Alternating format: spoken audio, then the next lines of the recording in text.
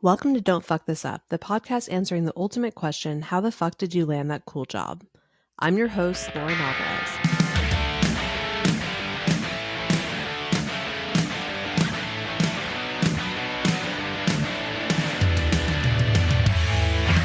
Hello, and welcome to another episode of Don't Fuck This Up. Today, I am so happy that I get to share this conversation with you because this guest is truly phenomenal and you get to hear our episode turned mute cute happen in real time. She is the founder and CEO of Change Cadet, a doctorate of leadership in organizational design, the co-owner of the Oakland Roots and Oakland Soul soccer teams, and the author of her book, White Supremacy is All Around, Notes from a Black Disabled Woman in a White World. It is the incredible Dr. Akilah Cadet. Akilah, welcome to Don't Fuck This Up.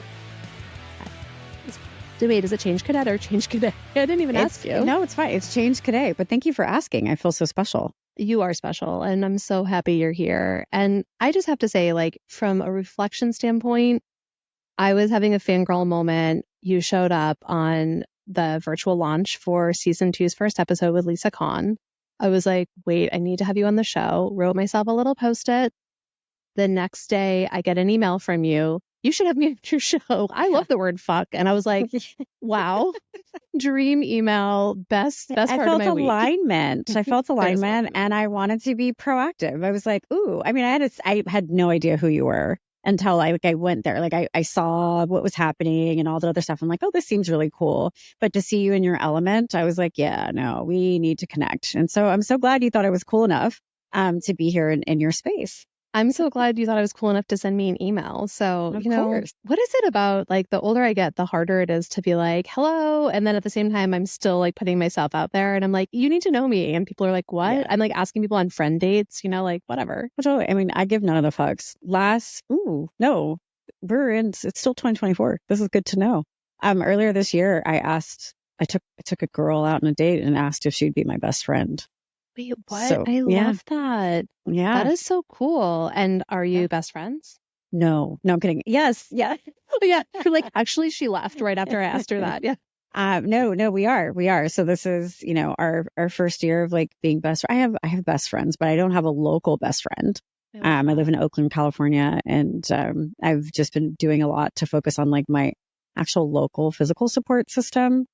And I had very, very fun major surgery last year and complications. And she was a client, literally a client. And we our project was, over together and she moved on to another place. We kind of stayed connected through Instagram because that's what keeps relationships strong. Yes. And she was dealing with some health stuff. So I was there, cheering her on from pandemic afar. And then when I had my surgery and complications, she came to both hospitals. And we were just it was actually the first time I saw her in my entire life was in a hospital because everything we had done was virtual. And she came to both. And I was like, wait a minute. I think she cares. I honestly, I just got little nerd friend goosebumps because I think that you just spoke to something that's really important is showing that vulnerability and just asking for help. I think that's something that I had to learn how to soften my edges a little bit. And I was always doing for myself. I didn't have people to look out for me. I, gained my financial independence and was living on my own since I was 16. I didn't have that support system. Mm-hmm. And so I was so rigid and it really forced me to kind of keep pushing through all these difficult moments, but not ask for help. Right. And then it wasn't until I met, honestly, meeting my now husband, I found myself I quite literally got physically clumsy. I'm what is going on? I'm not a clumsy person. And I realized it was my body was physically leaning into this comfort that I was experiencing and this ability to just soften. That's so beautiful. It really was. It was kind of scary. Very Lifetime movie though, too, or Netflix special. Yeah. You're I just literally fell into his arms. Yeah. He rode up on a horse and I was like, sure. Yeah. I'll go with you. If only it was at UC. I think there's also something to meeting, we met later in our lives in terms of having a lot of life experience and a lot of bad dating experiences or things that didn't go how we hoped they'd go. And so there was kind of that agenda of knowing what you want or what you hope for. But then there's the magical part that you can't really figure out how to ask for it. Just kind of Oh, I didn't know I could ask for that. That's cool. Isn't that very fun? I haven't, so like leaning into the softness is what I like to say. Like, how can we get into the soft area? Because as women, there's like, you have to be a strong woman. For me, I have the fun archetype of being a strong Black woman and solving everyone's problems. And so I wanted to do more things for myself. And part of it's like, how am I supported? Like you're saying, like, I'm also super independent. I am still super independent. But there's nothing wrong with like asking for help. So it's like, okay, friendship down. And so now that I have like a local friendship, because all my other friends like to be at least 3 hours away from me, time zone wise. The nerve and the gall. I mean, one's on a Caribbean island, which is fun because then I get to go visit. But so thank you for that. But I now get to figure out how I can be digged down and celebrated because I'm single. And what that looks like. I don't know if my body will become clumsy when I meet the guy that I'm into, but I will fall. I will trip and fall. Love that. Yeah. Falling it's not, I guess it's kind of poetic, right? But it's not like, oh, it's tucked up to be in terms of like being comfortable. They're like, you're just going to fall. It's like, I'm actually like very scared, depending on how high you are. It might be a big fall. Traumatized. Yeah. Literally. I mean, yeah, it's interesting you brought up that softness. I mean, there was a really great interview that I loved of yours where you talked about being a soft Black woman. You talked about also, you didn't differentiate between like, I think you said something like if you were talking to your doctor or if you were talking to like the CEO of a company and how you need to have that same consistency. And I thought, wow, I mean, like, there is like that element of, code switching or, you often hear in like, especially corporate environments or there's a lot of focus on the Black maternal health rate. There's a lot of focus on like changing the care and changing the outcomes. I mean, what can you speak to from your own experiences? You mentioned having surgery. You mentioned, also finding your voice. Is there a connection there? Can you share anything about your experiences? 100%. So, hi everyone. My name's Akilah. I am a Black disabled woman who's single, hates it, but working on it. If you know of anyone, slide in my DMs. Yes. Please do that. For those who are listening, I think it's important that you understand how I present to the world. And that is, she's a bad bitch. She's a baddie. I am cute. I'm a stunner. Right now I have very fun long blonde braids. I have light skin privilege. I have hazel eyes. And I just, I like to be my most fun, expressive self with whatever I am doing or wearing. Right now I'm sitting in my office. It's not that exciting, but my book is behind me, which is exciting. I'm also an author. That. Hello. Yeah. And I also have it next to me. So I'm author of the book, White Supremacy is All Around, Notes from a Black Disabled Woman in a White World. And the reason why I say all of those things is because I'm talking about my intersectionality. And my intersectionality are the parts of my identity that determines how I move in the world, how people treat me in the world, the relationships I have, the business I have, how I'm treated at an airport, how I'm treated in a hospital, how I work with another CEO that I'm coaching, or how I work with one of the many physicians I have. Now, a lot of people have FOMO because I live in this intersectionality of dynamic disability. So what that means is I have both visible and invisible disability. So sometimes you can see me and you're like, oh, hey, what's up? You look exactly like me, like a non-disabled person, but I'm always disabled regardless of how I look. Sometimes it's easier because I have a brace on or I'm using a cane to move around, or I struggle as I get up, or I have to sit down because I'm going to lose my breath or whatever that thing may be. And then it's a little bit easier for people to have that cue. It's important to note that with my dynamic disability, I also have privilege within the disability community to look non-disabled, not look non-disabled. And then what I said earlier, I'm a stunner. So you can't be pretty, stylish, smart, own a business, and be disabled. And so there's a lot of complexity that goes into that. And with my intersectionality, again, for the FOMO folks, you're probably like, again, you don't look disabled. And this is a reminder to check your ableism that lives within and even with disabled folks.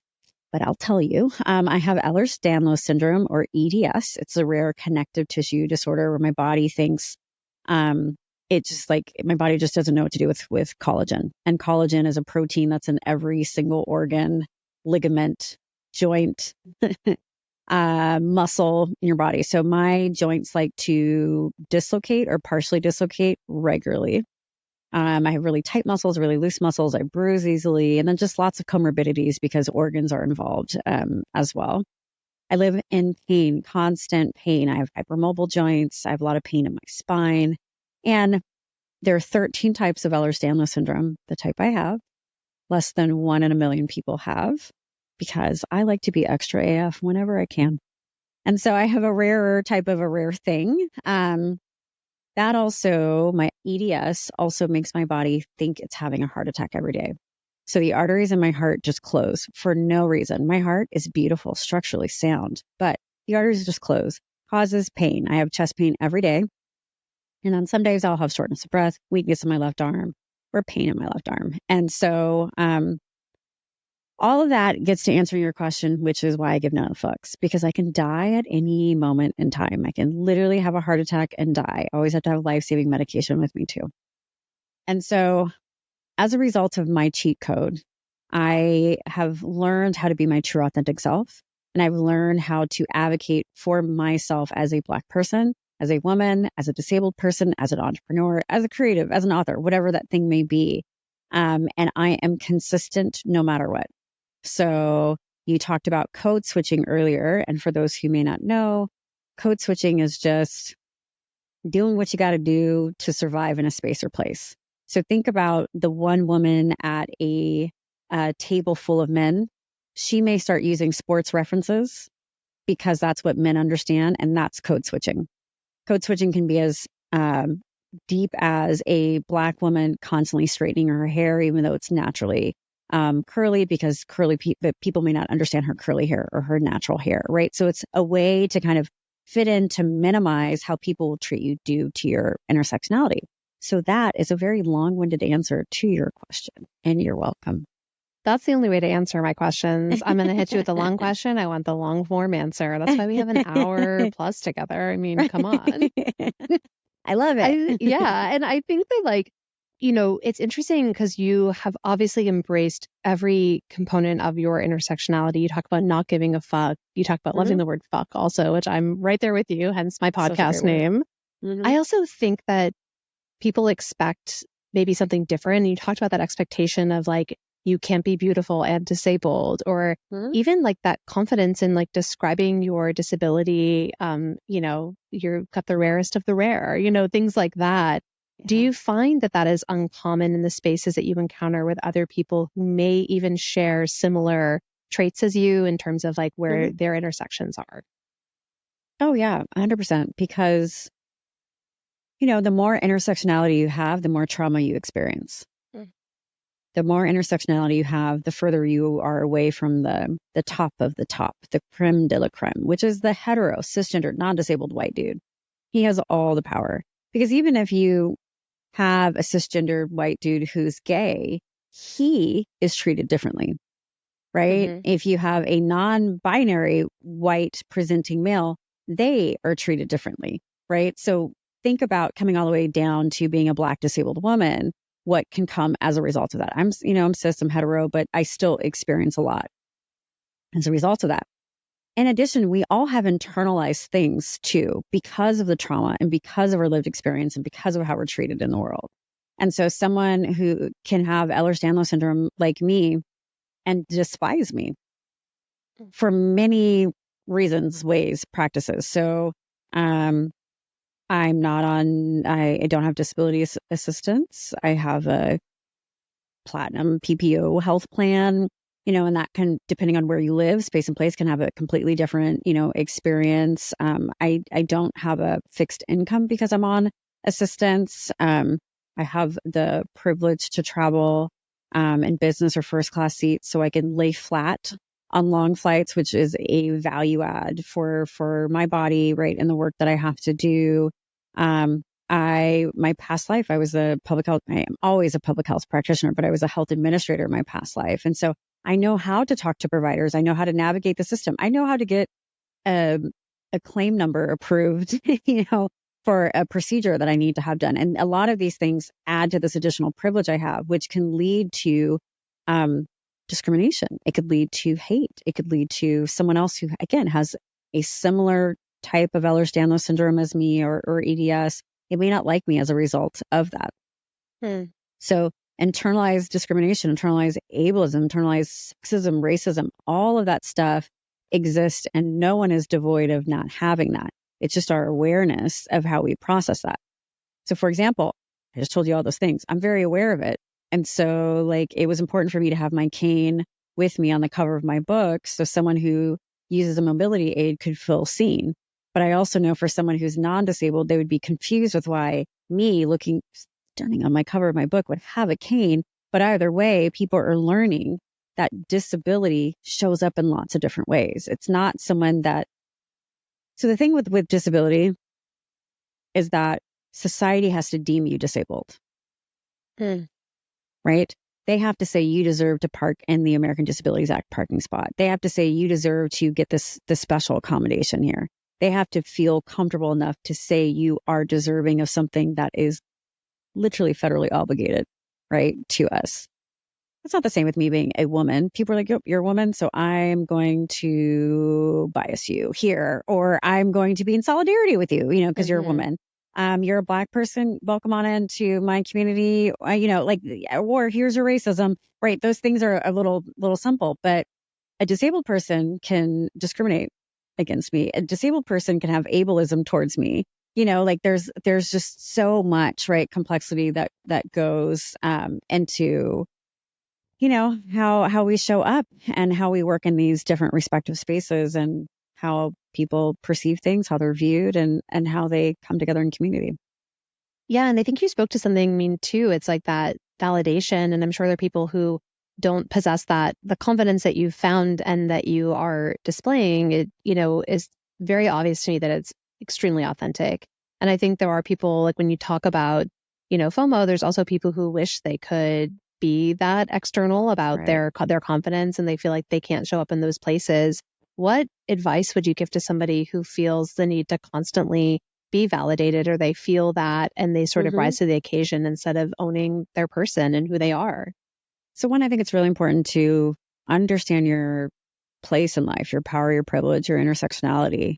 And then second, what's the trauma that comes as a result of that?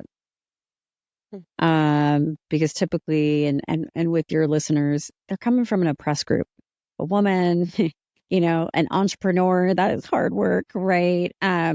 Someone who's BIPOC, Black, Indigenous person of color. I mean, you know, education levels, like there's so many things. Like what happened as a result of who you are and how you identify? And if you are on the top of the food chain, what are you doing to advocate for other folks who don't have as much power and privilege, right? As you, but ultimately, it's realizing that once you understand your place in the world and how you've been traumatized, how are you going to take away from that trauma? Meaning you're not going to add more into it. You're not going to perpetuate those things, but you're also not going to let it hinder you and who you are. So a real easy way to think about it is imposter syndrome. Everyone has imposter. Anyone can have imposter syndrome, but it happens more for women and it happens more for BIPOC people. We know this, or whoever is not the dominant culture in a space or place, your friend group, your work situation, a conference, whatever that may be. Imposter syndrome is literally a reminder to tell you that you were doing the right thing. But the way people process imposter syndrome is, no, you should stop because you're making someone else feel uncomfortable, or you're encroaching on their leadership, or you're encroaching on their space or play, whatever it is. Imposter syndrome is literally a product of white supremacy to hold people down who have less power than that heterosexual, non-disabled white dude, you know, cisgendered white dude. And so one thing people can start to do today is like, oh, when those imposter syndrome feelings come up, I'm actually on the right path. I'm dismantling oppressive structures within myself. I'm dismantling oppressive structures in that space, place, that system. And I'm doing the right thing. I mean, and I think that's so encouraging to hear, that kind of note to self, that conversation to self. And I do really believe in like having self-dialogue. I am my number one hype queen. I mean, my husband's great. Like my friends are great. I know who can pour gas in my tank, but ultimately it is me. And sometimes it's a song and sometimes it's a weird dance move. But a lot of times it's just like, you can fucking do this. Like who are you kidding?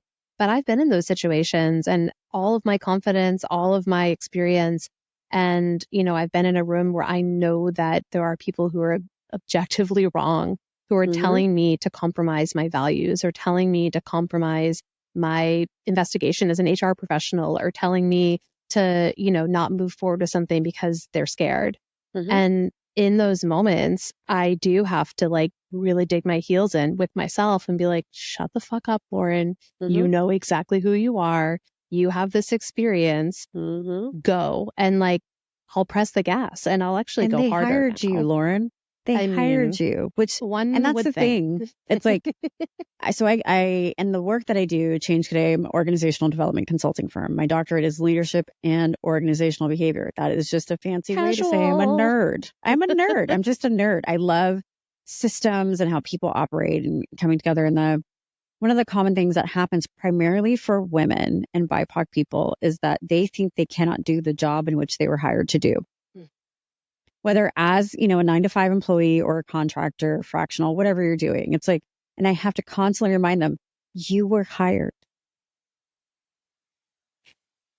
I'm going to say it again. You were hired to do it. So they know you can do it. That's a wonderful example of how imposter syndrome shows up, because now they're questioning and doubting themselves. Yeah. Right. So a lot of, and I talk about this in the book, is how I left the 9-to-5 space because I didn't fit the box. I didn't fit the 9-to-5 box. I was either too smart or not smart enough. I was, too black or not black enough. I was funny and pretty. You can't be funny and pretty. You have to, no, don't be likable, funny and pretty, and then smart. And then, no, that's too much. You cannot do that. Like it wouldn't work. And so when I ventured into doing my own thing, I did it because I was being bullied and harassed at work. And I was doing my doctoral program full time. I was working full time. And I was like, yeah, let me start consulting because I'm a Virgo. So I can do all the things. But I also was trying to find purpose because I kept feeling othered. I kept feeling like I wasn't able to do the job I was hired to do.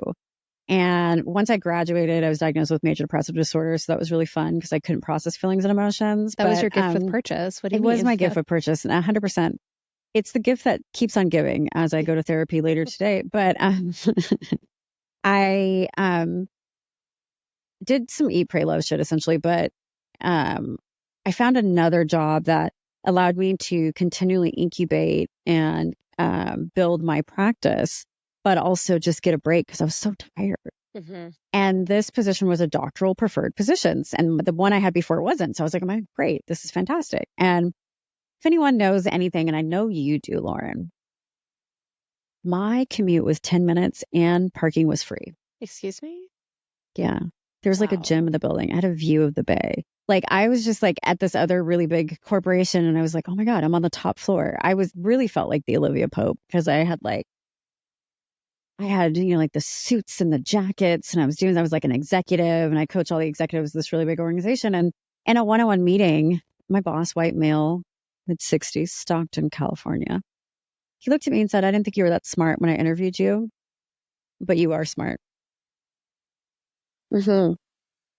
What did you just flip the table over? Like, I did not take the Real Housewives approach. I just said, that's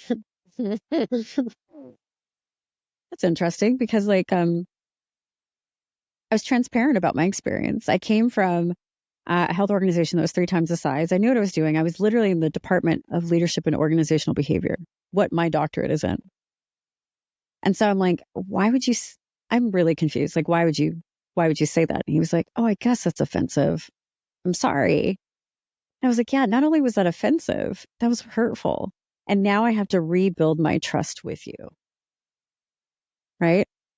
And again, intersectionality, power dynamics. He only had a master's in organizational development. I had a doctorate. I had 3 degrees. He had 2. I came from a larger place than, so there's the stuff that I think was like brewing. Not to mention, every time I left his office, he would say, nice skirt.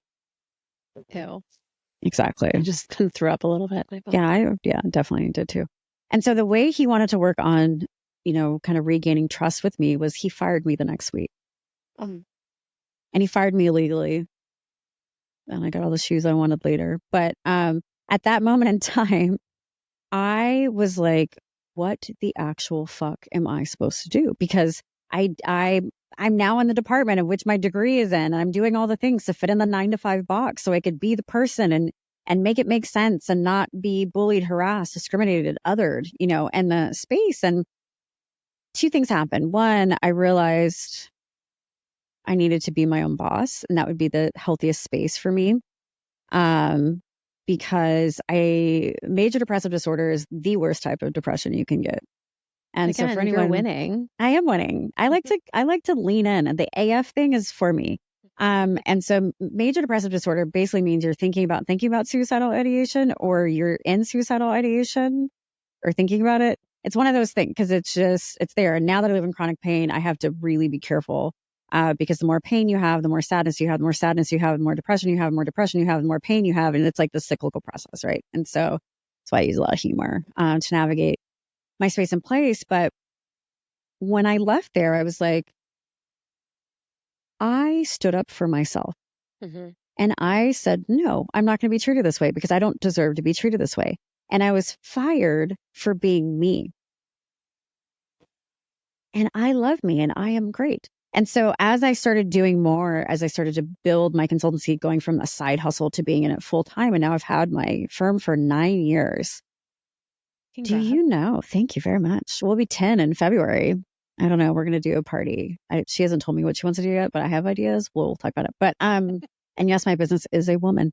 And so I was able to work with clients who did not know how to function without me, validated what I had to say, mm-hmm. did not limit me. Like all the shit I literally said for my 15 years in a 9 to 5 space, where I would have little wins. Everything I did, for the most part, was a value add. And if it wasn't, I consult, I move on. I don't have to live in it. When I had the job, I'm always here for any of my clients who want to come back, but I was right. And then I was on a Forbes list for being an entrepreneur. I am on a Forbes. I'm never not on a Forbes list. I'm on a Forbes list for being an entrepreneur. That's not anyone gets on a Forbes list. But this is the same person who could have let imposter syndrome, could have let discrimination, harassment, and bullying win. And here I am. The validation I had to get was from myself. So what you said earlier, that it all stems from you, is 100% true, whether it's your personal life, whether it's your work life. It comes from you. And if you set things up for yourself, everything else is a +1. And when everything else is a +1, life is good. Doesn't mean you don't have good, bad days and all this other stuff, but everything else is a +1 because you are filling up your cup and not expecting any role, person, partner, kid to do that. I think that's at peace with self. It's not because it's perfect. It's because it's yours. It's you could buy a house, or you can have a car, and there's always going to be something that could be improved about it. And I'm talking a physical thing, because sometimes it's easier to envision. But when you're I painted this room this disgusting green, and it's not quite right, but it's the one I picked, and I'm going to embrace it. That's kind of sometimes what consulting feels like to me. It is but I realized I had this moment. I remember we were doing a leadership training when I was back at Airbnb, and I had my consultancy. I got pulled into a full-time company, then got pulled from there to Airbnb. And I say pulled because it was a 4-year courtship with Airbnb. I was no, I was resisting. And I was I love New York. I'm happy. I'm good. Yeah. And then finally it was the weird enough, right enough seemed the good thing. And it was all I will say, if I hadn't moved to the Bay, I would have eventually met my husband, but that was the catalyst, and he moved at the same time. So anyways. Wait, you met in the Bay? We met in the Bay. We lived a mile apart in Brooklyn. Stop it. We work in the same industry. We have friends in common. We never met. He moved to the Bay, where he grew up. His parents were there. He's my dad turned 70. I should move home. I should take this job. Different company. 3 weeks later, I moved, same move, different company, and we met on Hinge. We literally met on Hinge a few weeks after I moved, a couple days after I blocked my ex who was trying to come visit. I was goodbye, of course. But you got to clear that energy out, people. You got to get that out of your life. Tell me about it. Mm-hmm. And we met, and it was literally the instant we met, it was oh, there you are. And it was like, I mean, like literally, I'm just like nerdy goosebumps because it's like, it's my great love. And I didn't make the move with a person. I made the move for myself. I made all these choices for myself. He did the same thing. It would have been really different if we had like met in New York and I was like, I'm leaving in 3 weeks. He's like, I'll go with you, like that. You know, on paper, that might sound like the thing that you want, but what you actually want is to like make all these really deliberate, kind of gnarly decisions for yourself, by yourself. And then when you start to see the seeds sown, they start to bloom, there's something beautiful to it. You're like, I fucking did that thing for myself. And I will never, forever forget my friend Joanne. She had spent some time in the Bay Area, lives in New York. She's a real, like, just complete badass executive assistant. She's worked with like finance forever. She knows the space. She knows corporate life. She sat down with me in New York and was like, I don't know what I'm going to do. I have this offer. I don't know if I'm going to move to San Francisco. I love it here. She just looked at me with no expression. She said, you already know what you want to do. You just have to quiet the noise and listen to yourself. Ooh. And I knew immediately. I was like, oh, fuck, I'm leaving New York. But it was like these little moments that added up and these little things. It was all these micro decisions of choosing me. And I could have talked myself out of it a million times over. Yeah. I had a great job. I had an amazing friend group. I loved my soul cycle classes with my friends. I liked all the shit I was doing. I was having fun. My neighbors were great, which is like not something that you can always find. Yeah. I could have made a million excuses. And at the end of the day, I just like re-signed my lease even. I was like, my landlord's like really like super strict like person. I was like, Nathan, I got a job offer in California. He goes, I love California. You should go. I can backfill your apartment. And I was like, is this the same guy who was like threatening everybody to pick up their mail? Like what? But like, I'm telling you, when you're making the right decision, sometimes all those little gates, all those little blockers that we've set up for ourselves, they all just start to like dissipate. And you're like, okay, this is obviously what I'm supposed to be doing, you know? And it was like one thing after another after another. And I mean, yeah, I was at Airbnb for almost 4 years. It was an amazing experience, but I'll never forget we were in this training and they were like talking about your preferences and what you prioritize in your career. And there was this big list of like 100 words and my eyes just zoomed in on autonomy over my own domain. And I was like, this is so sick. I love that so much. And I like literally just like wrote it on a piece of paper, put on my Post-its. We talked about Post-its and I put it on my computer and I just like every day I was just looking at autonomy over my own domain. And I like less than a year later, I was laid off from my job and I was like, I felt like my work wasn't done there. And I literally had this piece of paper that was like autonomy over my own domain. And I was like, I guess that's what we're doing. But that was like a wild moment for me. I like literally remember they had us in this breakout room looking at all these words. And that was like the only one I could see. And then they had us listen to a song that we liked and like write out whatever the word we saw meant to us. First of all, I was listening to Wins and Losses by Bill. Okay.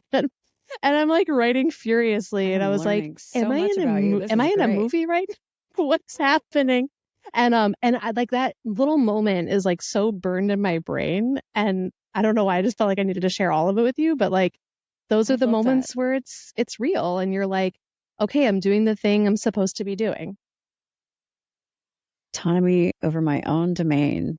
Well, see, that was beautiful. That was really great.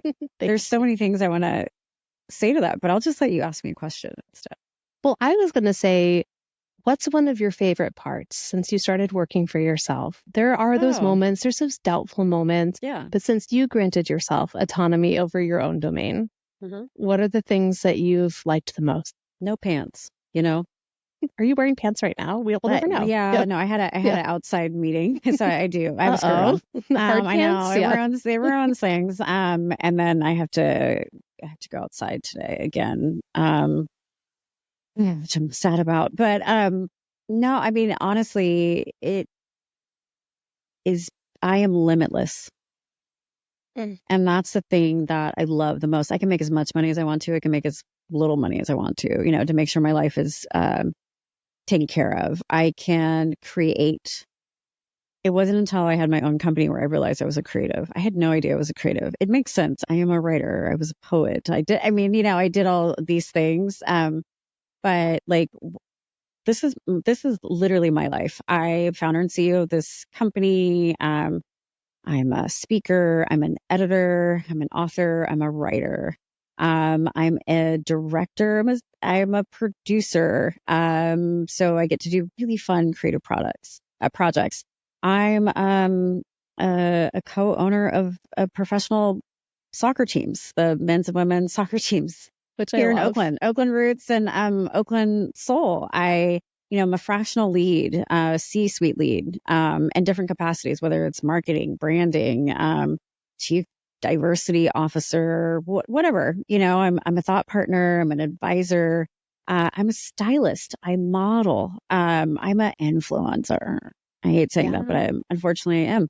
I'm an activist. I'm all of these things, and I don't have limits to be that person. I love that. And I can make it all make sense because I am my true authentic self. And no matter what I do, I get to be, a model that's providing inclusion. I'm also a geriatric model, like to put that in there, because I started modeling late in life. And then, I just get to be me in the spaces that I enjoy being in, And that's like, I'm an investor. I invest in stuff. Who knew that I would be an investor, and different things like Broadway plays. Like it doesn't make any sense to someone. They're like, oh, that's a lot. But for me, it fills me up to the fullest extent. Being disabled, I get to work from home. I travel a lot, but I get to less now, but I get to do things in the comfort of my home that support my disabled body. I get to have everything I need to be disabled. And so when I was recovering from surgery for 2 months, I got my full salary. I didn't have to apply for any type of leave to get 60% of my salary. My life was taken care of. I work 4 days a week, and that's good for my physical health. It's good for my mental health. It's good for my overall health. So I can do my appointments and maintenance of things I want to do. It just, having my own company has literally, yes, limitless, but it's also made me, unstoppable, and I wouldn't have it any other way. I really wish I would have probably done it sooner, even though have a long career already, and I will continually have a long career. So that's a beautiful question. Thank you. No, thank you for sharing such an amazing response. It was really fun to just hear you kind of weave those pieces together. That's the best part of it, is like you get to be all of those things, and like there's not a container that you're trying to fit yourself in. Like being limitless, not having that boundary also shows other people how to treat you, how to, encounter you. They can't put you in a box because they quite literally can't fit it all in a box. Nobody's built a box ready for that, right? And I think that's a beautiful thing. I also think like with the fractional part of it, I think people are slow to kind of catch on to that sometimes, of like what exactly that means, right? I find myself explaining it a lot. They're like, wait, so like you're not all mine? I'm like, well, you're paying for like 10 hours a month of my time. And like, I will give you 10 really fucking good hours at a rate that and one works emergency, for your company. One emergency and like a few texts after hours. Okay. Right, like, exactly, let's be honest. But I think it's like that level of kind of shock. People are like, well, how do you context switch between your brain? Like my life is best when I'm context switching. Like if you gave me one set task list to do, I'd be bored out of my fucking mind. I also would just be a lesser version of myself, because when I think some people, and Lisa and I spoke about this, that whole concept of being an entrepreneur versus an entrepreneur, right? There are people who are really well suited to being an entrepreneur, being able to like create change in their company, being able to grow within the confines of that more corporate structure. And then for me, I'm like, nobody's going to understand all the things I can do. So I quite literally got fired from a job when I worked at Huge. They fired me. I thought I was getting promoted. Also, can we just like hold a small funeral for me thinking I was getting promoted in a termination conversation? It's a WTF womp womp at the same time. Literally, they're like, have me into this meeting, and they're like, how's it going? And then the VP was like, actually, we're not doing that. And I'm like, oh, this has gotten weird. And they're like, so your ideas and all of your passions and your work streams really extend way beyond the core of your role. I was like, oh my God, I feel so seen. they get me. I'm going to get promoted. I'm going to get to work with the comms team more. They're like, so today will be your last day. And I was like, wait, because what? you were doing more? It was like the record scratched. And I was like, huh? And I was so flummoxed. I was really scared in that moment because I had moved full time to New York. My friends, my work, my life was kind of all centered around this company. I'd like met all these people and my day to day. And how long were you there? So I was there for almost 2 years. I'm sorry, they fired you because you were doing more? Yes, doing more. They wanted someone to stay in the swim lane, if you will, of like their role. Lane. Well, that's fair. That's fair. Yeah. And I say that with full sarcasm. Yeah, exactly. And it was like during this period of explosive growth globally, I'd opened new offices. It was like the most bonkers thing in the world. And what was really wild to me is I had a trip that I had been postponing because I was so obsessed with work, like all through my 20s. And I had been postponing and postponing. I was finally going to London and Paris. And I was like, I'm doing it. I'm going by myself. Last time I let my passport expire after 10 years, didn't use it, was just traveling domestically for work all the time, like a true psycho. Let's be really frank. Honestly, that's just like a true American. Like, yeah. I've never had a lapsed passport. It stresses me the fuck out because I'm a child of an immigrant. So I've had a passport since I was a baby. And so I don't know what life is like if I just can't go. Like, I'm out of the country next week. So I'm like ready to yeah, you're like, bags are packed now just in case they need me to leave early. Yeah. And I was like, wait, now I don't have a job. I'm like stressing out. And I was like, hold up, just go. Just go on the trip. You already paid for it. Just go on your trip and you're going to be fine. And like, I didn't get any severance. When I look back on it with what I know as an HR professional now, I'm like, they really screwed me. They really screwed you over. I know. They really screwed me over. But the same for me too. Really? The more I've gotten more into like people and culture and operations, I'm just like, wait, I could have gotten a whole bunch of money for what they did because now I'm solving some of those problems or doing the recovery or the crisis management because of some of those problems. Yes, let this be a PSA to anyone listening. If you feel like you're on the cusp of being terminated, start stacking the evidence. Just start building it up because it's there. And then when they give you that like severance agreement, just negotiate. Negotiate. They won't pull it. I promise they will not pull the severance agreement. They're going to give you something. And the bigger the offer of the initial severance agreement, the more scared they are of what you know. Woo, that is a gem. That is a Lauren gem. That is very, very true. I mean, I'm just saying from someone who's experienced it. I mean, like, if you're in the weeds as a witness on an investigation, woo, that severance is going to be real big. Real big. And if it isn't, then you should call Dr. Cadet or me. We'll help you figure it out. We'll help you figure it out. We will help you figure it out. What is the code practice policy? Like, let's look at the employee handbook again. Let's see. Right. I'm going to do a quick word search in this employee handbook. And I'll definitely go ahead and file an EEOC complaint, Equal Opportunity Employment Commission complaint, and get yourself a letter. And if you're a protected class, if you have intersectionality in multiple protected classes, we'll make it rain all day. All day. What do you want your life to look like? Yeah, exactly. How many shoes are we talking? How many shoes? Yeah. 2 closets for me. Yeah. But I think with the experiences in the corporate world, being on the other side of it, consulting on solving these problems, and you just touched on that, it's always pushing me to grow, right? Like it's always making me go, whoa. And then if you live in like the People's Republic of California, as I like to call it, the laws just change every 5 minutes. So like you're forced to continue to learn and to find peership and to find folks who are going to keep you in the know because, man, that stuff is changing constantly. So, I mean, how do you stay current on like what is happening? Because as you know, these laws just, they do change. I mean, I don't have to be as granular as you. It could be kind of case by case specifics, but a lot of things I do are more on the crisis management side. The fun stuff, if you will. The fun stuff. Yeah, the fun stuff. But I mean, I really wholeheartedly fall into this nerd life. And so I'm always kind of like looking at headlines of things, or if the headline is of interest, I'm doing a deeper dive. And the people, even thinking about your curated content of who and what you follow, of what's out there, because, what's happening in one state or in the federal government can have implications of what's happening somewhere else, right? So, for example, DEI is full on under attack.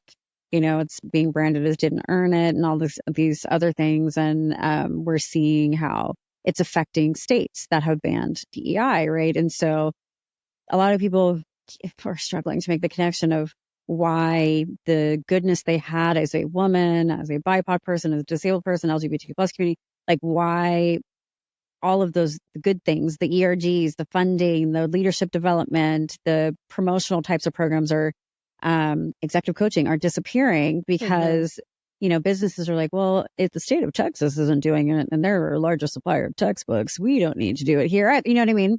Or they're thinking more about their investors, their board. And so you're seeing those things disappear. So it's important to kind of look at those types of big trends. When affirmative action was ended, that also was another implication of what was going to happen in the workplace, who they were going to hire, what that meant for the easiest of the group, women, and then what that would mean for, BIPOC folks. So it's like being in the know is helpful. At the same time, you have to be really careful because it can stress you the fuck out when you see those things. And as an entrepreneur, what does that mean for business if you're working in those spaces? And as someone who, benefited from those types of programs, what does that mean for your overall experience? And there's just friendly PSA. A lot of people forget that the majority of your life you spend at work. If you're lucky to retire at 65, 67, you can have some life, but, whatever. But so you really have to enjoy what you're doing in the workplace. And so some of those things that were happening made life easier for folks who were not seen before, who were typically othered. And now they have to go back into a space that makes things even harder, and crunchier. So. Yeah, I think it's, really complex. One of the perks that came from, I didn't mean to make this like how much I love my husband episode, but he's a shining star. But his family is really great. And you can pick your person to some extent, right? They might just find you. But you can also make it all about your husband. That's what I plan on doing. Yeah, whenever that happens. This episode is dedicated to Dan. Yeah. Shout out to Dan. Yeah. For loving Lauren. Paging Dan. Yeah. Yes. But what's really cool is his family, right? Like, and I don't think they're listening to this, so like this isn't to win any points. But what's really unique and like not at all how I grew up is the very first, like 3 weeks after we met, I went to Thanksgiving. So like I told you, we knew right away. Wow. Yeah. Right. And my parents are like not in my life and also really never wanted to talk about politics, diversity, sex, money. None of that was an access conversation that we could have. Right. I went to this Thanksgiving and it was literally like sex, politics, diversity. My father-in-law is a really amazing employment attorney, and he's been in that space for, almost 50 years, like in his career. And he's super well renowned in the Bay Area and around the country. He's the guy. Shout out to Fred. But like, honestly, it was like an eye opener for me of like, wow, families just like talk about this stuff. I thought this was reserved only for work. And it actually helped me access this thing inside of me where I was like, work conversations don't really like have to stay at work or like in the like vent sessions that we might have like after a really stressful day. I realized it can just like weave into like these other conversations, and finding people who are down to talk about those things all the time, anytime, like whenever is needed. I find that to be like one of the more enriching things, like in the friendships that I seek out. You talked about your new best friend. I find that like when I don't have to shut off, because it's not my work brain, it's my life brain. It's like, this is like what I do and what I care about. And when I don't have to, going back to code switch, or when I don't have to turn it off and I can just keep being full me, that is the most rich, kind of experience I can have in terms of like friends, family, relationships, anything. I find that to be so exciting to me. So question for you, I guess it stems off of that, would be like, do you have those spaces where you can talk about those things that are a little bit unrelatable, sometimes what we do professionally, But do you have people that are just in your day-to-day life that you feel like you can like let it rip with? I have a very intimate relationship with my therapist. Hell yeah. Yeah. As a result of that, which is like, the mix of the two things we're talking about, like this work life and my personal life. I don't, I'm not known for dismantling white supremacy and then I just talk about it at work and then I turn it off and go outside in the world. No, it's still there. I don't have the privilege to, separate those two things. So it's always around. It's at the restaurant, it's at the hotel, it's the Lyft driver. Like there's things that are around that, create stories. And so I have people that I can talk to about those things, which is great. Some are NDA'd folks. Hell yeah, that's what you need. Quick, sign this. I got to tell you something. Yeah. Hey, listen. No, but it's good to be able to have that outlet. But honestly, in the friendships that I have and the dating that I do, they have to understand that. And I cannot pretend like I'm not myself, because the thing with code switching, which I failed to bring up earlier, is that yes, you do it to survive, but it is an energy suck. It takes so much because you're compromising who you are to just minimize how you'll be treated or to have favorable treatment because of doing something for that person's comfort. I am I'm comfortable being uncomfortable wherever I am, whomever I'm talking to, work related, personal, and having that happen.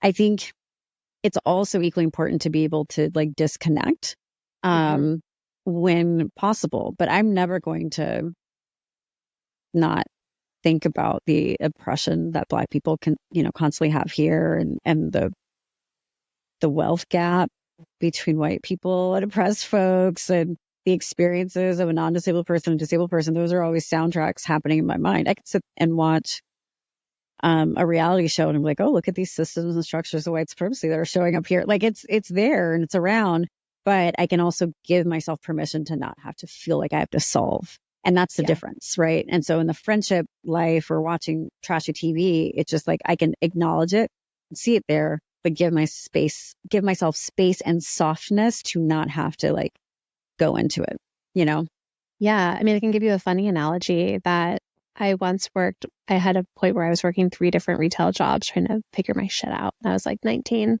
And one of those jobs was working at Victoria's Secret.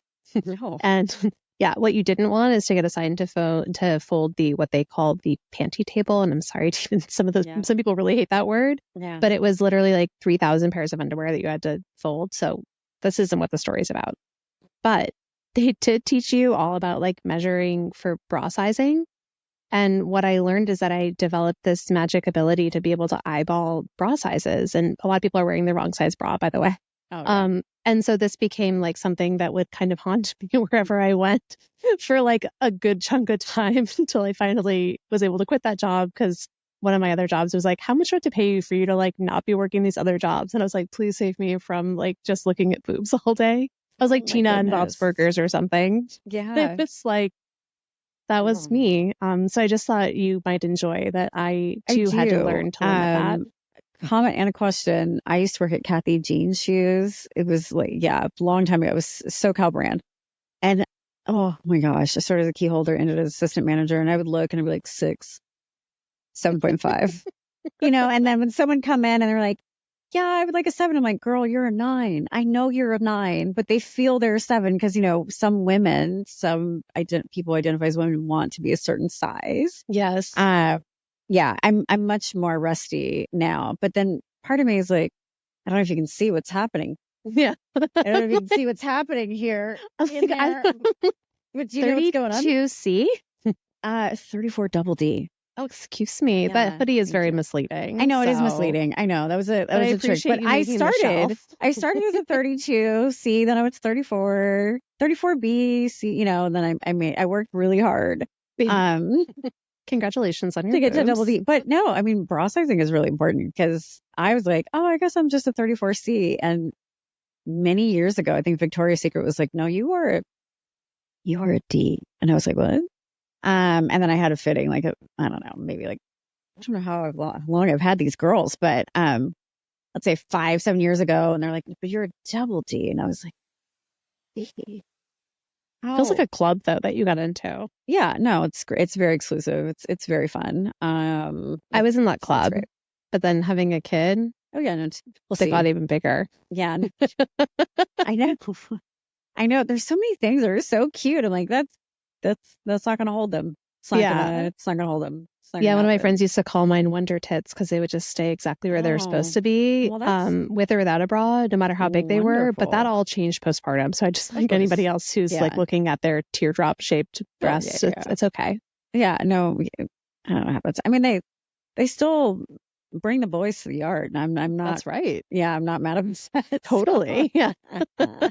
I mean, I applaud you, and I mean, maybe hoodie next time isn't the move. Maybe you need to like. Well, I know. Well, so the funny thing is, like, every once in a while, I do bring them out. They're with me every day. I would they're with you every day. Yeah, they're with me every day.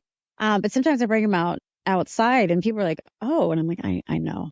Didn't know you're welcome. That. Yeah, you're welcome. Listen, showing up as a gift is not always easy. Speaking of gifts, I was like the only girl in a guy group of friends in undergrad, and my undergrad, so I was making no money. So my birthday gift to all of them was that they could pick which boob to touch. And this is not sexual harassment because it was consensual. It was permitted. It was consensual. Yeah, I was like into it. It's like, hey, happy birthday. Which one? And they're like, yes, it's that time of the year. Was there a favorite one that more people picked right or left, or was it? That's a wonderful question that I do know the answer to. People do tend to go just to the right for some reason. Yeah, but the guy that goes to the left, that's more of the guy that I'm into.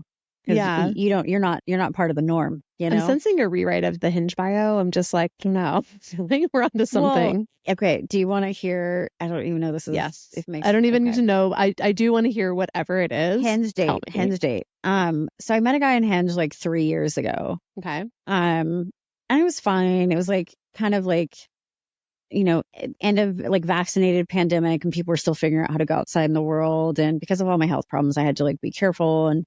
PhD level vaccinated, because that's when they started putting in vaccinated status. And we had a conversation about it, and also educator, so had to be vaccinated. And so I was like, all right, well, you talked on the phone a couple times, like, yeah, whatever, come over. So we had like a little, like a home date, set up a little fire and a wonderful charcuterie board, which he ate nothing.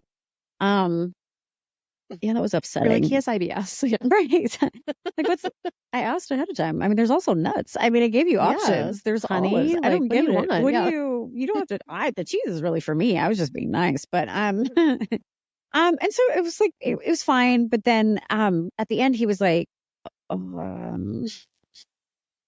have to go to the emergency room. And I was like, what? And he was like, yeah, I have to go to the emergency room. I was supposed to go a while ago, but I just really wanted to meet you in person before he had to go on this business trip. And so I was like, okay. Long story short, he ended up having this inflammation of his heart, which I actually had before. So I knew exactly what he was talking about. And I was like, dude, don't go on your trip. Don't do anything. Anyway, we kind of like lost touch because there was like a lot of health stuff going on and like too much anxiety for me to be into. So then fast forward to 2 weeks ago. I had a text message from him. 3 years goes by. Okay. Hinge date. 3 years goes by. I get a text message and he's like, hey, can we chat? I don't remember me, but I just like love chat. And he's like, I'm emergency room charcuterie guy. Yeah. Hi. Do you remember I left for you're the only one in my entire life. I hope that never happens again. And this is from a girl. I go to the emergency room on the rig. Yeah, I'm always like, at the emergency room. Yeah, so it's not a deterrent. Like me, I was like, you want me to drive you to emergency? What do you need? It wasn't like a negative. It's not a negative at all. But and so he was like, we're on the phone. He was like, hey, I just wanted to apologize. You got me at a bad time. My mom had just died. I had soldier surgery. This thing was going with my heart. I had to have a procedure. Like it was just kind of a hot mess. And my therapist had been in therapy. My friends, I can tell you, that's just not who I was. And I've been in a whole relationship and all this other stuff. And I just think about you from time to time, and I just want to know, because you like got me what you're saying earlier. He felt understood with me. And I just wanted to know if you'd just be open to like just going on another date, just when I'm in a better position. I had questions. I asked them and I was like, all right, because I'm not on a dating app right now. I'm just, it's just so much to deal with dating apps. And so I was like, okay. But I am me. So I wanted to multitask because, as you all know, I don't like to put on pants. So if I'm putting on pants, I only want to do it once. And so I had a soccer game, and I was like, hey, I'm an owner of the Oakland Roots men's soccer team, but you can come, we can meet there, we can sit by the, I had to kind of check in on a couple things from time to time, but it's a good place for us to catch up. And so he's like, okay, great. I've always wanted to go, blah, blah, blah. I'm like, great. So then we're headed, and he's like, the next day is the game. And he was like, oh, I look forward to seeing you. I'm like, oh, that's nice.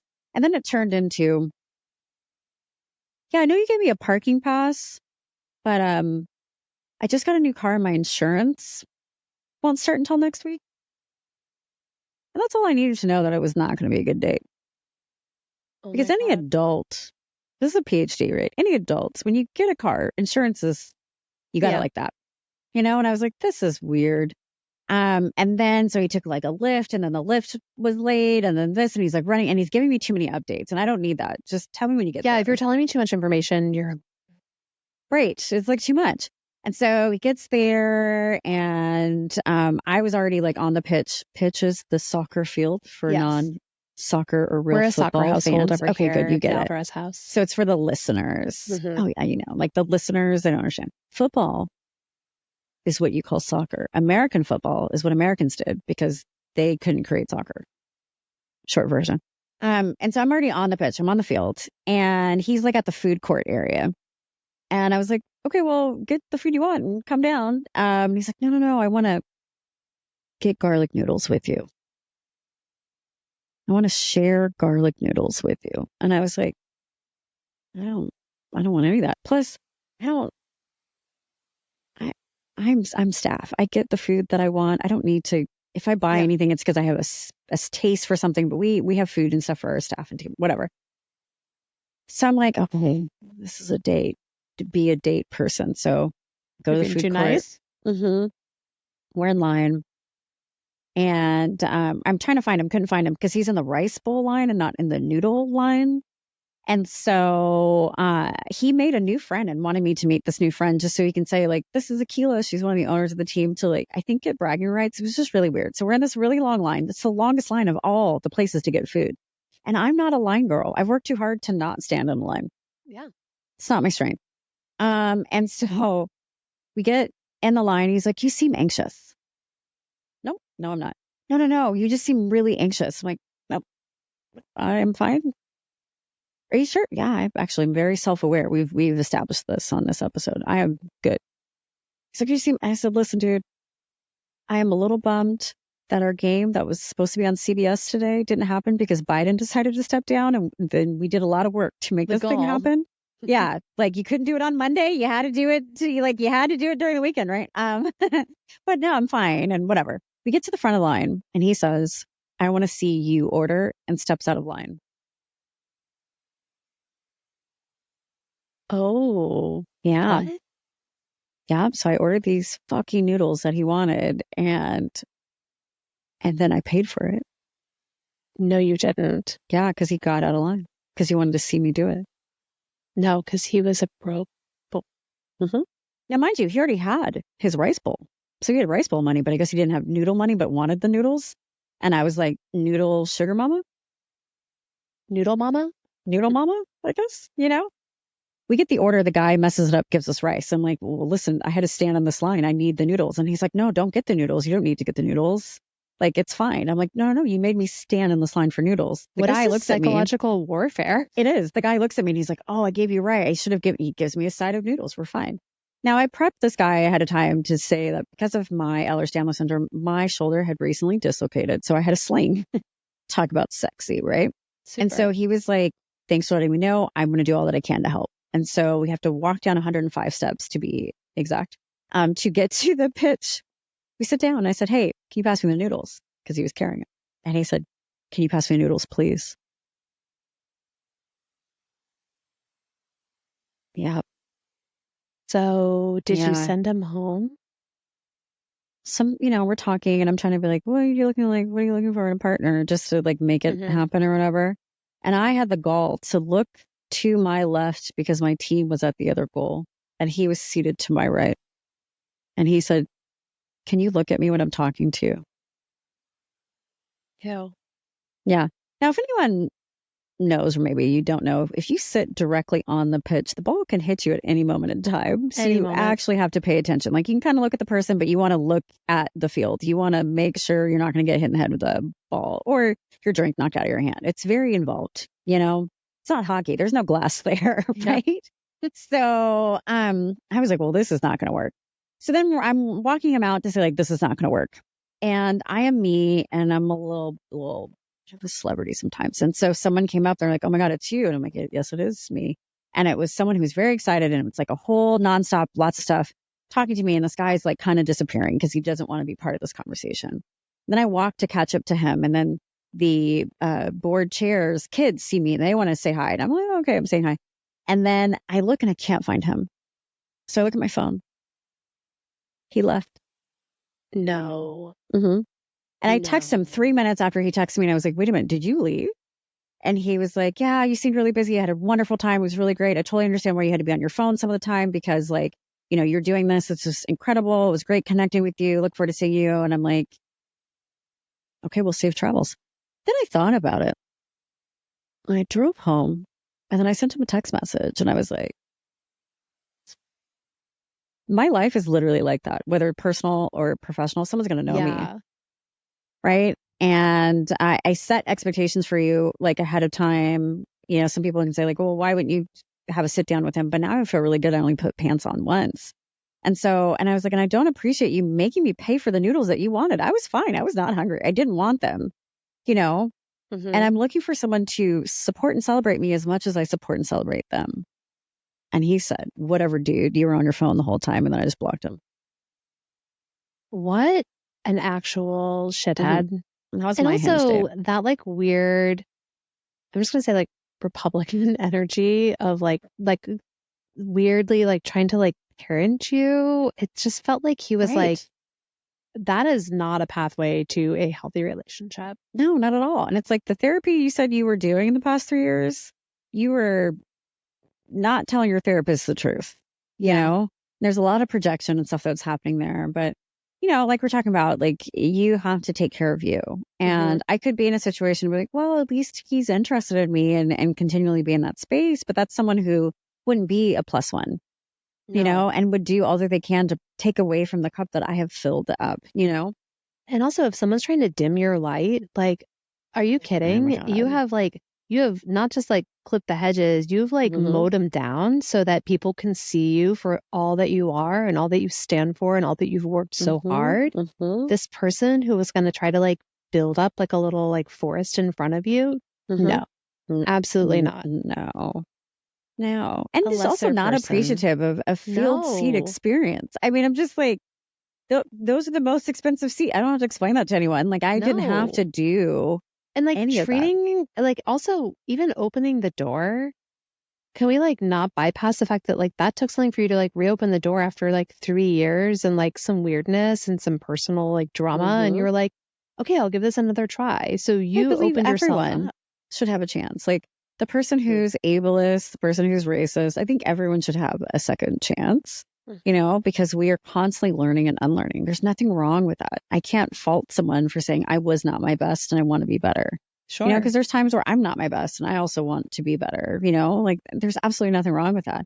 But when you open the door to say, hey, just kidding, I'm the same piece of shit, then that's where it's up to us, the individual, to decide if you want to deal with it or move on.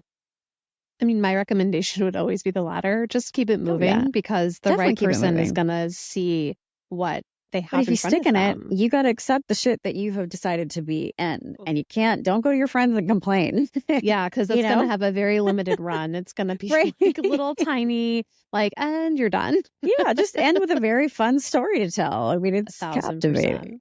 Oh my God. I mean, I wish you the type of experiences for someone to show you that kind of date. Like, that's what I want for you, is like, I want someone to like dazzle you and be like, let me roll out the red carpet. You know what? I didn't even think about how I dazzle because I was just like, this is my life. Sometimes I forget that my life is interesting on some days more than others. But yeah, No, totally. I also need that too. And I do step and repeats. I do events and things. I get photographed. And so whoever that guy is, you have to want to be in the picture and or hold the purse. Where are you at with that? And be confident. And be confident. I mean, that's the thing, is that person obviously just didn't have the confidence and they were intimidated by you. And like, I know the intimidation factor. Which is why dating apps are really hard. Like when I hear stories like yours of how you had synergies going on, but more importantly, like you were able to kind of connect through a wonderful tool, like a dating app, like Hinge. Yeah. I'm just like, what the fuck is wrong with me where I can't get, that type of thing. But again, it's just, I mean, whatever, timing, synergy, all of that. Cause I'm the basic of bitches when it comes to partnership. It's just reciprocity. How can we have a reciprocal, relationship where confidence is bestowed in both of us, and then we're adding to it and we're growing and developing that, together. Well, I think when you're exceptional, the list is shorter. And that's 100%. That's the thing that is tough, because you're not going to be for everybody. And like, that is a great thing, but which is just painful. Like the 9-to-5 box, right? In the workplace, like, here's this, I'm a homeowner. I have my own business. I have a doctorate. And you're beautiful. I am. I know. Thank you. But I love sports. Yeah. And Taco Bell. Yeah. Like I'm very simple. I don't need anything paid for. If someone wants to pay my mortgage, I'm not going to say no to that. I am a lady after all. Send them my way as well, just for fun. I will happily share. Yeah. But it's just, I'm really not asking for much. It's more of just like celebration and commiseration and high fives and growth. And a little collaboration. And also being digged down. I think that's also important too. Very important. And I think that like you can't have all of those things and then not have the sexual chemistry. That's also like a huge factor. You can't be like huge factor. Yeah, you can't just like chest bump the double Ds. You gotta like you gotta get down with them. Yeah, actually that's like very painful for anybody who's considering chest bumping someone with large breasts. And if you do just like it's a faux bump, it's just a woo, it's not a full on don't go for velocity. Yeah, no, we don't want that. I think like with the apps, the one thing that like really was important to me is I found like the more real I got, and I don't doubt that you are, but the more like upfront I got, the less matches I had for sure, right? But like the more like honest about like the things that like really make me. And I think that was a thing that like actually I remember he like specifically called out and was like, I like so many things, but I especially like this. And it was just like, I was like, I'm really looking for someone who like believes in monogamy, because I didn't know like how polyamorous the Bay Area dating scene was until I moved there. It is, yes. I can't even fully and I'm a monogamy sentence. person, and I no shade to somebody who isn't, because like everyone has their preferences and I'm not going to yuck your yum. But for me, I knew what I wanted, and I realized I had to actually literally put that in words in my bio, because I didn't want someone to be like, so just so you know, I have 3 other partners, but like I think that you'd be a great fourth. And I'm like, I am nobody's fourth. Okay. No. I'm happy to be someone's second because they're putting themselves first, but I am no one's fourth. Exactly. Or third. Yeah. Same way. I'm like, I'm super into monogamy, which I deserve and what I prefer. Don't yuck anyone else's yum either. But I was like, kind of try an open marriage situation. And then I was like, no, I don't know. But just like me as like a doc researcher, I'm like, well, let me just see what that experience would be like. What's the science like? Yeah. Yeah. What's the science like? Because it's like, it's just different. It's just, it didn't fulfill what I needed, know? So if you want more like, and I know everyone's different, but for me, it's just the consistency of like being there, and random conversations and text messages and experiences, together. Yeah. My husband always says, he's like, it's like the thing that you wouldn't realize until you were like, the thing that I think we were both fearful of in past relationships that weren't going well, but we were like, but who will I call at 6 p.m. on Tuesday? And it's like, but like that is the fear. Sometimes it keeps people in not good situations, but it's also the victory that comes from like being with the right person. Cause like when I was coming over to the studio to record today, he called me, was like, I know you're going to the studio. Just had to tell you, do you have like 3 minutes for some tea? I'm like, yes. And he just like talked a little shit. And then it was like, all right, I'll see you at home. I love you. Bye. I know. That's so true. Yeah. I had a good one last year, but it did not work out. It's fine. But those moments are fun. Like those moments are fun. Literally, I'm like, I just did this podcast and guess, literally, what happened or this thing happened or like, no, I gotta go. I'm going into recording or whatever that thing is. And someone's just like, okay, but these 3 minutes are so valuable. Yes, exactly. So, like that quality time, thing is like equally as important to both of us. So I think that really matters. I mean, I literally could just talk to you all day. Like, I know. When you come to LA, like, let's make it a thing. I will. I'm typically there once a month. So yeah, we'll have to get together. Go to an LAFC or a, Angel City game. Could have some I've fun. never gone to Angel City game. Wait, what? No, it's so fun. I know, but I'm very biased. I have my own team. I know. I'm actually going to another team thing tonight, and I'm just like, I'm gonna wear my stuff. That's what's gonna make me comfortable. But I'm excited to see like wear your stuff, show wear up, experiences, wear pants. Yeah. I mean, just because I will. I'm gonna have on. Yeah, no, I'm gonna have on pants. But like, I mean, and then next year we'll have to come to an Oakland Roots game because in 2025 we're playing at the Coliseum. That's so fun. I love that. Yeah, I know. Yeah, it's amazing. It's a big deal. We had a press release, I think 2 weeks ago, and I'm like there for this press event, and I'm like, wait a minute, how and when did this happen? And now I get to be where, because I'm a huge like Raiders fan, like Raiders Nation. Well, not anymore because they left Oakland, but I was, and there's just so much like history that I get to be part of. Secretly hoping that being more involved with sports is where I will find my husband, not anyone who's a player, but, and another owner or I like back that. office, admin, put it out management. There. This is on your podcast. Call line. Yeah, now it's real. If anyone knows of anyone, slide in my DMs. My wheels are turning, so just so you know. Oh yeah. And we'll travel for a good connection. So as a Libra, I am a natural matchmaker. So as a Libra broke my heart. But thank you. Please be a natural matchmaker. I will. This is what I do. Yeah, I have a couple that I introduced to each other, and they just had like their 16 years of marriage. Listen. You have marching orders. You have marching orders. What I heard was, find this person. I got you. I'm open to any type of guy. I am whatever, as long as he's not an asshole and he's actually single. And he can't tell you to look at him like fucking when you're sitting on the pitch. Unless it's a joke. Then I'll be like, that's really funny. Yeah, I'll be like, I heard you Thanks say this for listening once. to our podcast. Yeah. Oh my God. Thank you so much for listening. Hello, listener. Yeah. Yeah.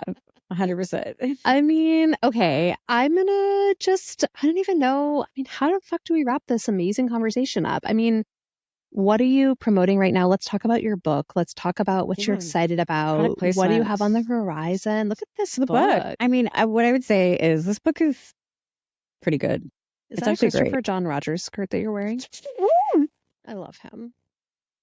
I'm so glad you know that. I love him. That's my power dress. I have a power dress that I wear, and that gives me all the powers. Oh. Okay, wait. I'm going to tell you something that's going to blow your mind. One, we're friends. So me and Christopher are friends. So I absolutely love that. But he was out here a couple of months ago, and he was in conversation with Sherry McMullen, who's a fashion icon, and who discovered I was supposed to go to that, and I didn't. Oh my God, it was so good. In LA. Yes. He said clothes can be a superpower. Wait, what? He said that? Yes.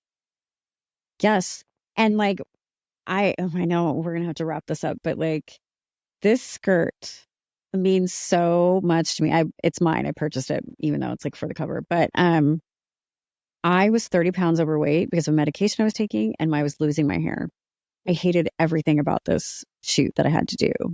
But I did a reimagined shoot with a good friend of mine who's actually getting married next week while I'm going to Italy for her wedding. And I was able to see myself and embrace my disabled body for whatever it's going to do. 30 pounds heavier, losing hair to what I am now, which is my normal regular size. And my surgery helped me with that. I couldn't eat for a while, so it was a whole thing. But and I was telling him this, and then I just started crying. And I was like, oh my God, clothes are so important to me because I love my clothes so much, but they really, really are a superpower. And so I knew when I was doing this cover, I wanted to wear him because of the pieces that I have of his collection that I have just always enjoyed. you can be extra as fuck or you can be muted with what he has. And for him to know that I was doing this for my cover and how excited he is that I have him, and I talk about him both all the time. And then the other picture, my author photo, is also his, I'm wearing his dress that's in there. It's great. So I haven't met anyone else who understands the power of Christopher John Rogers, like fans of his fashion. So I'm like having a moment with you. Oh my God. I love that. I love that too. And I also love Sherry McMullen. She's like the coolest, and just I don't her know store. how we're friends. We're like friends. And I'm like, you're my friend. I love her. And she just opened a store in San Francisco too. I saw which is that. beautiful. I mean, yes. I'm like, okay, like we should go up, visit the in-laws, but also I want to go to the store. Stop by the store. Yeah. And see it. There's an event in 2 weeks, which I'm very excited about. Clearly we have shopping problems. We're going to have so much to talk about. And just, thanks to the listeners who listened to our like meet cute happen.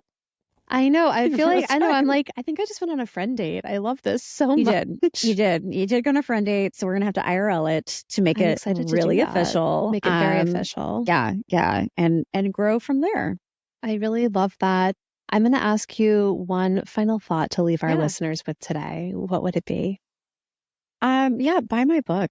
Buy my book so you can realize how you have a lot of power and privilege. I have every excuse in the world to not show up as a Black person, as a woman, as a disabled person.